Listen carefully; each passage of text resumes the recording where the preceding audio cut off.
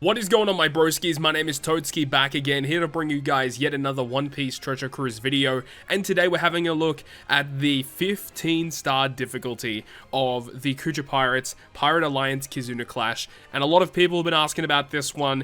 This is the big one right here. This is probably one of the most difficult pieces of content in the game. Now, of course, you can zombie it, which you guys will be seeing in this video, but of course, alongside that, I do have some teams that are able to do a pretty good amount of damage. Not absurd amounts of damage, like there are definitely teams that you guys may see elsewhere that are able to do even more damage that you see in this video today, but just showing you guys that, you know, you can do it normally, just through normal means, without having to zombie it. But as the levels progress and it gets even more difficult, as you can see, level 10 is already at 3.5 billion, with a B, billion HP. You know, you can see that over time it's going to get quite difficult, and doing normal attacks just through normal methods is not always going to be a relevant way. But anyways, in this video, as I said, two different teams for each color variation, so hopefully you guys go on to enjoy it today. Well, let's briefly talk over the exchange once again. I am trying to get the Super Evolution skulls for the KUJA Pirates so I can Super Evolve them. They're a pretty good unit. I talked about them briefly in the 10-star difficulty video. Hopefully you guys have seen that already. Yeah, they're a pretty good unit. We'll definitely be aiming to use them in this Kizuna Clash. So, yeah, make sure to go ahead and get farming. Make sure to get to those box 7, because you can only get the skulls from box 7, so make sure to do that, as well as going ahead and checking out the missions on the right hand side here, which give you a little bit of information as to what you should be doing. As with your entire alliance, if you cumulatively get, you know, 300 clears and is it 100 assists? Yeah, it's 100 assists. You can see you do actually get an additional Super Evolution skull there, which is pretty good. So once you reach that with your alliance, you get some additional rewards, so you love to see it. So I guess with all of that being said, let's go ahead now and jump into the super boss of Strength, Dex, and Quick for this Kizuna Clash, the Pirate Alliance Kizuna Clash versus Boa Hancock. Alright, jumping into the first of the super boss teams that you guys are going to see. First of all, we have Super Strength. We're going to be dealing with a normal team that is based around doing as much damage as possible, and for each of the variations, there is also a zombie-based team that allows you to kill the content without actually having to worry about how much damage you're dealing. It's all about using a technique in order to survive for a very long time. So in terms of this team, this is like the worst team you guys are going to see in this video either way. Just in terms of damage potential, it's nowhere near as high as what I would have hoped. It feels like it is quite difficult in order to reach those high damage potentials with this particular team, but I mean, there are definite things you could do in order to increase the damage, like potentially using sugar and then using, you know, some way to stall for her special. That would be ideal, just to increase the amount of damage potential. But this is very similar into the 10-star difficulty in the fact that the Free Spirit, Slasher, and Fighter characters are the characters that receive the cooldown on stage 1, so ideally bringing those characters will help you get through the fight a little bit easier. And of course, getting the super swap effect of the Ace and Sabo character is also going to be quite nice. There is no special interrupt this time around either, so you don't have to worry about that too much. On Battle 2, you guys saw, all is what happens is you get given normal attacks only, and the character actually runs away after the first turn of attacks. Kind of interesting. And on Battle 3, there's immunity, blow away immunity, HP cut % reduction. All of your characters are going to be inflicted with special reverse, so this is where the super type of Luffy comes into play, allowing you to reduce all your characters' cooldowns as well as giving you a chain boost. And then also the enemy becomes a super strength typing, so you ideally want to be bringing a super quick character in order to mitigate the damage from the enemy's super strength typing. With this team, we're going to have a 2.75 times attack boost to our Quick, Fighter, and Free Spirit characters. We have a 2.25 times color affinity with the super swap of Ace and Sabo. We have the orb boost from Trafalgar Law, and I ideally wanted to use him for his orb boost because he allows our non-Free Spirit and Shooter characters to actually receive an orb boost, because Ace and Sabo's orb boost is only for those Shooter and Free Spirit characters. We also needed a Straw Hat in order to actually activate the super type of Luffy, which is why I decided to bring along the brand new Zoro. He's a quick unit that's actually get 2 times stats because of the event, And I'm also using Vivi and Rebecca, which is one of those units that really I'm not too sure about. The switch effect allows us to get a chain multiplier boost, and you guys just saw, upon the first turn, we did get 519 million damage dealt to the enemy, so about halfway. We do still have the other special of Luffy and the other super type to get a little bit of additional damage. I do kind of screw up here because after the first turn, you're inflicted with a debuff that only allows 3 characters to attack. I completely forgot about it. Definitely could have gotten more damage. Did completely forget about it though, so unfortunately we did not really do as much damage as we kind of hoped. We really could have reached a little bit further, but either way, it's an additional 2.7 million damage, I think it was. So either way, you know, it was give or take 500 million damage. And then we let someone else in my alliance take down the rest of the HP there. So that's the first team you guys would have seen here against the super strength boss.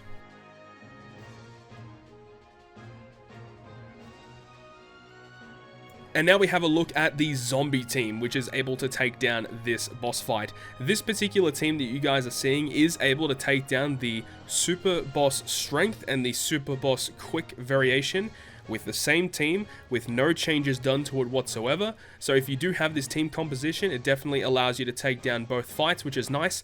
The versus dex variation is way more complex, and we'll talk about that more once we get to it. But with this particular team here, as you can see, you know, we're not really going to be killing stage 2, because in terms of damage, we don't really have that.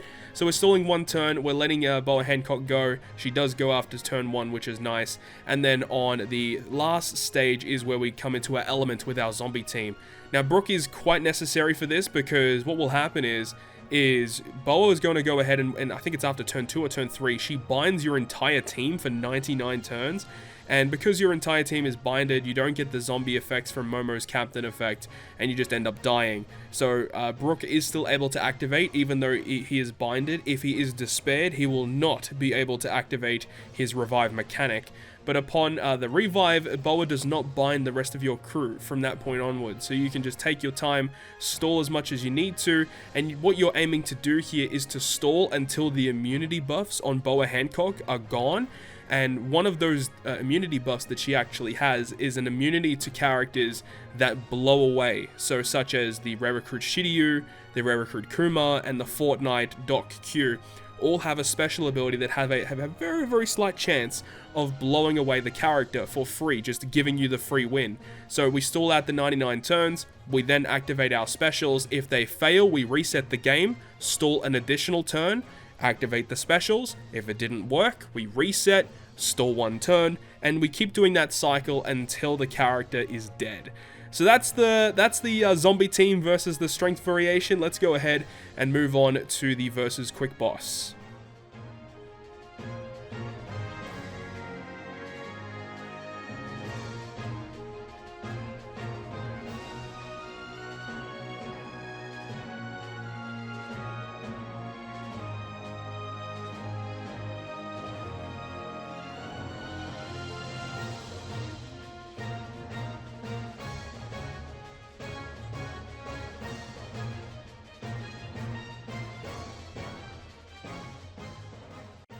So now we go ahead and have a look at the versus quick boss. This team actually did get the win on the first round of the super boss. So this is utilizing Sanji and Pudding as the captain, being a booster to cerebral and fighter characters. So the rest of the characters on this team are either cerebral or fighters. We've also got access to the Final Tap Law as a friend captain. And ideally, you'd want to be using a Final Tap Law friend that has a high Final Tap, as high as you possibly can find. The higher the better, obviously, the more damage he does.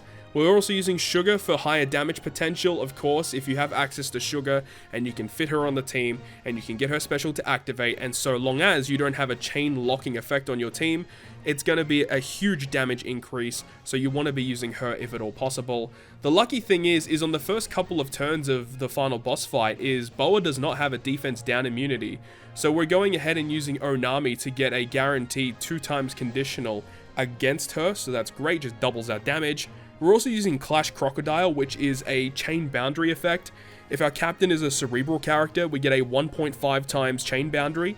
Not as good as Wano Law, for example, who starts at 2.5. As we said, Clash Crocodile only starts at 1.5, but a great addition either way, and it actually does do more damage than Vivi Rebecca's switch effect. I have calced it, it does end up doing more damage.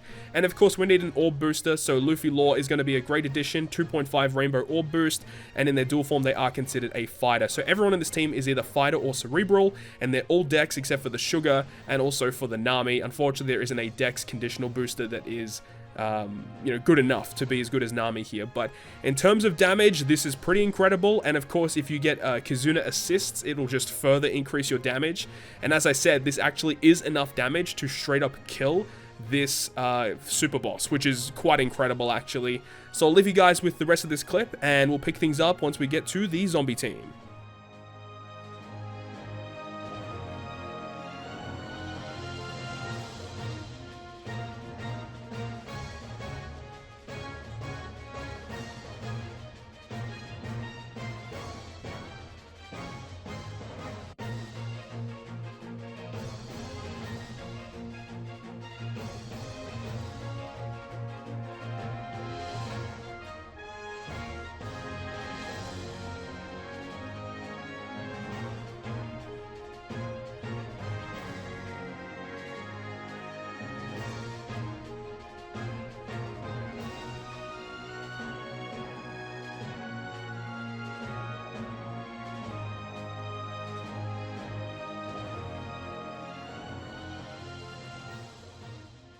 So now we're going to have a look at the zombie team for the versus quick fight, and as I mentioned a little earlier, this is the exact same team composition as you guys would have seen in the previous boss fight versus the super strength variation. Now, what I would suggest though is to just switch the positions of Kuma and Shiryu, and then remove the middle row completely. So just have Brook and Momo as your captain, and then have your Shiryu and your Nami. Actually, Nami Sanji could be replaced. You actually don't need Nami Sanji at that point. You just put Shiryu and Kuma on the bottom row, because what happens is when you reach the final boss stage, every single turn, your middle row is going to be inflicted with stun, which is why I brought Nami Sanji in the first place. Their special removes stun, which allows us to activate the specials of the characters. But what happens is if you don't have any characters in your middle row, Boa Hancock does not activate the stun to your middle row, which significantly speeds up the process of you having to stall out for the immunity buffs on the enemy effect.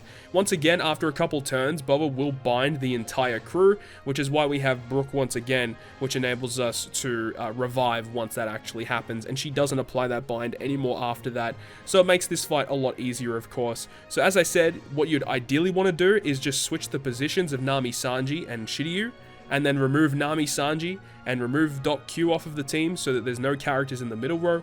Makes the fight significantly easier, and all in all, as we said, you're just stalling until the debuffs are gone, or till the buffs are gone off of the enemy, and then you can start launching specials, and if they fail, once again, you can reset the game, stall an additional turn, move to the next turn, then activate the specials again. Once again, if they fail, you just reset and complete the cycle. So anyways, I'll leave you guys with this clip, and we'll move on to the final boss variation of the video.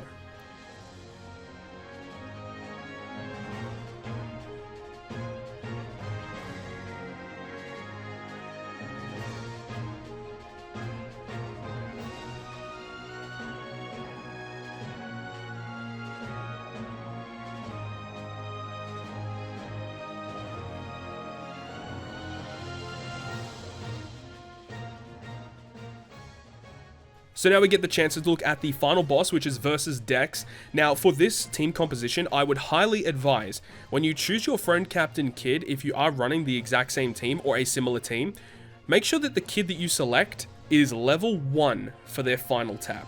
And the reason for that is because Super Type Sabo really wants his chain to go as high as possible, and if you have a friend Captain final tap kid that has level 2 or higher for his final tap, it means that the damage that you actually get is significantly weaker. So what I would advise is level 1 final tap kid as the friend captain to have more success with this team. Ensure you use the switch effect of Perona and Mihawk on stage 2, so that on the final stage you can switch into the strength variation. Make sure to do that. We also have Odin to guarantee us a full board of Wano slots so that we do even more damage than what we normally would do. Also, we have the versus Ace. So what's going to happen is eventually we're going to be using the super type of Kid, which changes all of our slots into matching, meaning that Sabo has a strength slot, and then we can use the special ability of Ace to give us a chain boundary effect. So we have Sabo's chain boost, we have Sabo's super type giving us a chain multiplier effect, and we have chain boundary with versus Ace, plus Sugar giving us the chain boost every time one of the toy soldiers hits. So in terms of damage, we're looking good, of course. We also have the 2.5 attack boost and the 2.5 orb boost from Kid's special for our strength, striker, and driven characters. So yeah, as I said, in terms of damage, this is awesome because when Kid is the last character to attack, his attack with final tap level 1 will attack all enemies, meaning that those back mob characters are able to get just taken out very, very quickly.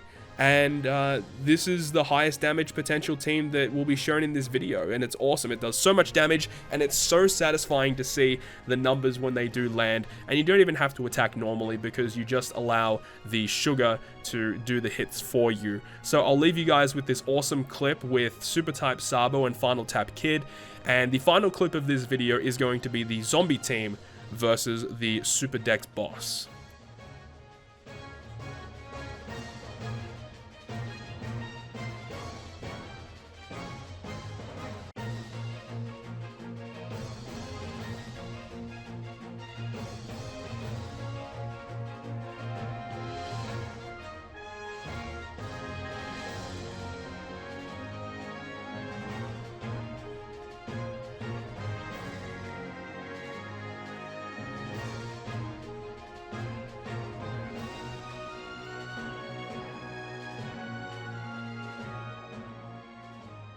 Now we're looking at the final team of the video. This is the Super Dex boss with a zombie team. Now I cannot take credit for this one. Shout out to my man Subconsi for creating this team composition. We used this team live on stream and it took a long time to complete, but we got the job done. This is definitely one of the most tedious teams that I have ever used for any content. Because, you know, we are stalling for those debuffs or the buffs on the enemy to expire, and we have to hit with all of our characters every single turn. Now, realistically, you probably don't have to hit with all characters every single turn, but I did it anyway just to ensure safety, of course. So we're basically relying on Katakuri's captain effect. For those who don't know, if you're able to hit at least 2 million damage with his captain, so if he's the captain and you hit 2 million damage, he guarantees the delay against all enemies, and he inflicts the delay to them for 1 turn. What happens at the end of each turn, though, is that Boa Hancock removes all of her, negative effects that are inflicted to her. So essentially, every single turn, you can keep delaying Boa Hancock, meaning that you don't take any damage. Another thing to note, though, is you do need to kill these mobs. These mobs are going to be a bit of a problem, which is where Final Tap Kid as a crewmate come into play. We're using all of his specials to get, color affinity, attack boost, orb boost, and of course matching slots. He does have the Final Tap, of course. We need to get below 51% in order for that to activate. And we have the Shanks Crew switch, so every single turn we can get a guaranteed slot on Kid, and we can get a 1.5 times attack boost guaranteed per turn. So we're guaranteed to hit over 2 million damage every single turn. And that's basically how it goes. The first turn, you just want to do as much damage as you possibly can, killing off the mob characters with Final Tap Kid, doing AoE damage, and then once Boa Hancock is left, we just make sure we do enough damage to keep delaying her every single turn until the debuffs expire, and then we do the same process as before with the other teams, using Shiryu to just get the KO once the buffs have expired on the enemy. But as we said, you have to attack with a lot of characters every single turn. You need to make sure you're not missing, you need to hit a lot of perfects to ensure that damage is going to be secure. It's a pretty tedious team, but as we said, it got the job done. So that is going to conclude this crazy video today. I really hope you guys have enjoyed this one today. And if you guys did enjoy it, make sure to go ahead and hit the like button. And if you want to stay up to date with all of the content that I post on my channel, including more One Piece Treasure Cruise content, make sure to hit the subscribe button down below. But on that, guys, I'll see you guys within the next video.